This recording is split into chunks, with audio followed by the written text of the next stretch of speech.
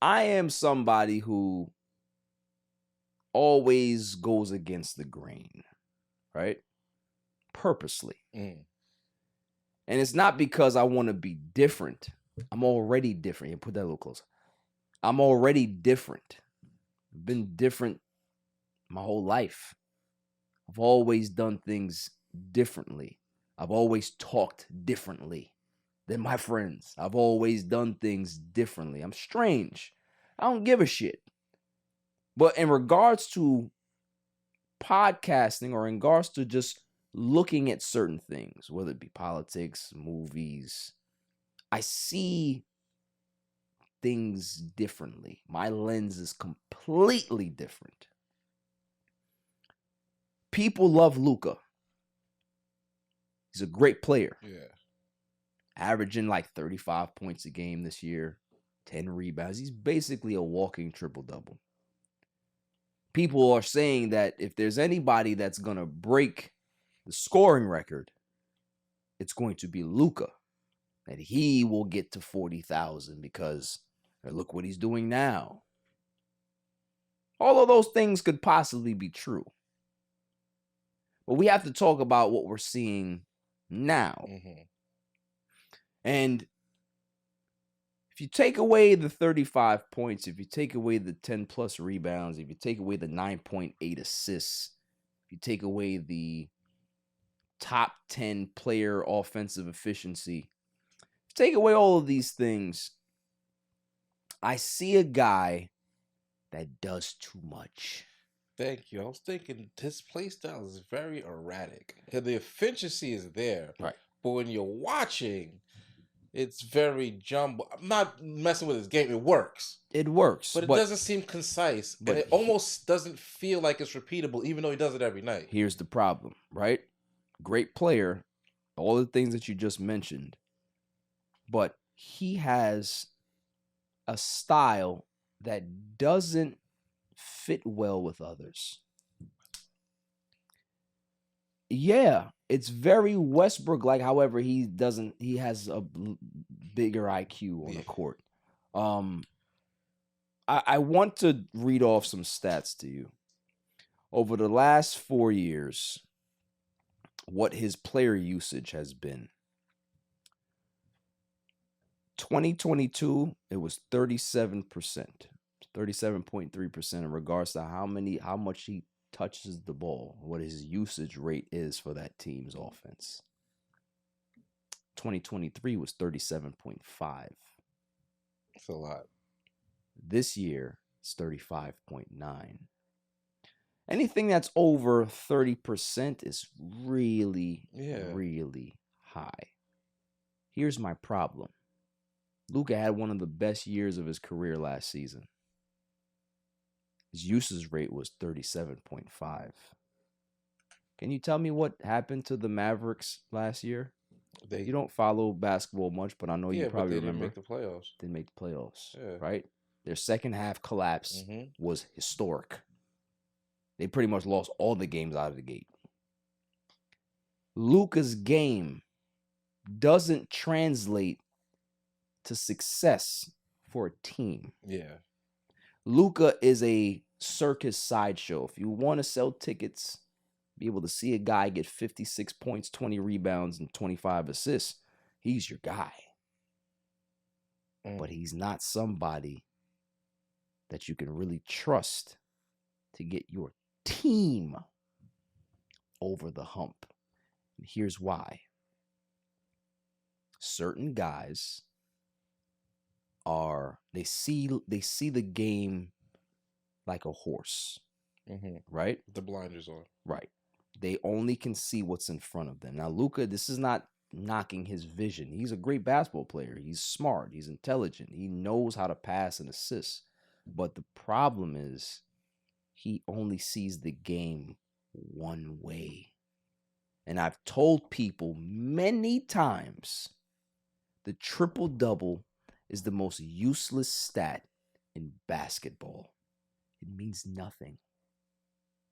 It means nothing if you constantly are chasing it, because all the triple-double tells me is that you're on the floor more than everybody else. You get the ball more than everybody else. Yeah. That you have more opportunities to do so. And if you're a great physical athlete, or you can be able to know how to position yourself, you're going to be in position to get 8, 9, 10 assists a game. If you know how to rebound, you'll be able to get 10 rebounds a game.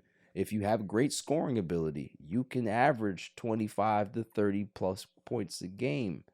That's what we see with Luka. But is the triple-double actually translating to wins? It isn't. It isn't. And that's why I whispered, because I didn't want to step on your toes. Westbrookian.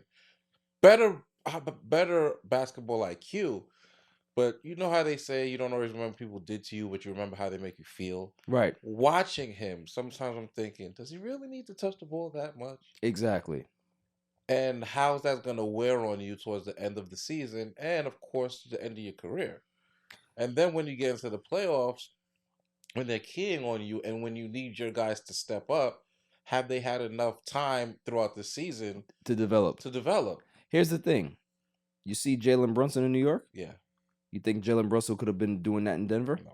I mean, excuse me, in Dallas? No. Because he wouldn't be able to get the fucking ball enough. He's in an ideal situation where he can run that offense in New York and be the guy. Luka's game does not allow for 2 or 3 people to be able to have some success. A guy like Kyrie's going to get his shots regardless who's on the team. Yeah. Right? But what about everybody else? You can be able to get 9, 10 assists because that's just your game. You're able to suck the defense in and kick out. You can be able to drive and be able to get guys open. If you do that 8 times, 9, 10 times in a game and somebody hits a shot, there's your assists. Westbrook made a career out of that. Or I could just drive to the basket, dump it off to the big man. He could get 5 easy layups. There's no equating wins to how he plays. Dallas is in a weird situation. He's frustrated that they're not winning enough. So, of course, they're going to blame the coach, right? Jason Kidd may be on the chopping block. They may blame Kyrie, giving him a max extension, and he be in and out of the lineup like he always is and not helping Luka. But is Luka helping the Dallas Mavericks? Outside of just being this big meteoric star, does his game really help them win? I'd say no. And I have to clip off the first part of this soliloquy that you're having, because I said all those exact same things last year. I got kicked out of my group chat, essentially, about Kyrie joining the team. That was going to be a disaster. Right. You have 2 guys who have great games, but they don't necessarily lend themselves to team basketball. No. And I think Luka is a bit better than Kyrie as far as somebody the team could lean on. Yes. But, I'm not going to get on Kyrie anymore. I've done it enough. But when you have 2 guys like that on the same team and they're your main ball handlers, it's a big reason why you lost or why you didn't make it to the playoffs last year. And okay, cool. Let's just say the team tanked and just didn't have any defense to play. Are they going to play defense now when it's time? The Dallas Mavericks right now, this is a stat that I have found. They're they're probably on pace to have the worst defensive season in NBA history. I told you that from last season. Like, they're bad. Yeah. They're really bad. And Luka himself is bad. He's not a great defender. He's not terrible, but he also doesn't help his case. I think he's ranked 22 in defensive efficiency right now, defensive rating. It's not that bad when you think about it, right? But for a guy his talent, he needs to be better, because him being better defensively is going to allow the Dallas Mavericks to be better. Yeah. If you're the head of the snake, you got to make sure that you're able to, compete on both sides of the floor. Now, It's not terrible, like I said, but there's just something about him that, first off, I don't enjoy watching. I think he's a great player, right? There's certain guys that I like historically, I just don't enjoy watching. I didn't enjoy watching Tim Duncan. Historically great, right? I didn't enjoy watching Reggie Miller. Historically great. Luka, I don't enjoy watching because I'm not impressed with triple doubles. I'm impressed. I would rather Luka get 35, 5 rebounds, 7 assists, play great defense, and get a win. Get a win. Or get 50, 5 assists, 4 rebounds, and get a win. And the offense gets stagnated too when you're the guy who has Right. to touch the ball Because all they're the just time. people are just waiting for you to do something. Yeah. They're waiting. It's kind of like the LeBron James effect, right? LeBron is such a dominating figure that, you know, guys tend to stand around. Kobe Bryant was the same thing. They used to just stand around and just watch him because they understood at some point he's going to get 60. So we just got to be ready to when he wants to pass it. But he realized that when he got Pau Gasol, when he got Sasa Vujacic, when he had Lamar Odom, when he had all of these guys, he said, yo, if I dial it back, I know I can get 50 every night. But if I average 25 a game, 6 rebounds, 6 assists, and get everybody involved and pick my spots, this team can get to heights where we've never been in a very long time. They won a championship. Yep. Right? With that formula. They won back-to-back titles and went to 3 championships in 3 years. Right? Yeah. This is the things that I'm looking at with Luka. I've said this years ago. He still hasn't really learned. Obviously, he's not listening to me. It's fine, but something has to change.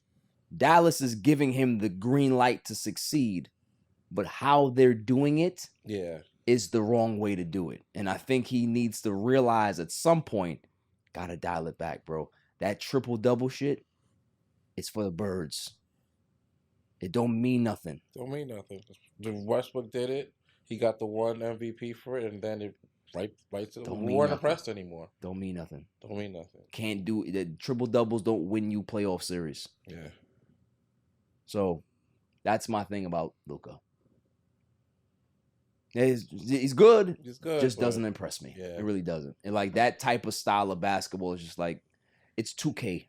It's 2K style of basketball. Yeah. It really is. There's just nothing behind it. There's no rhyme or reason of why you do it. You just do it because you have the ball in your hand enough. Okay.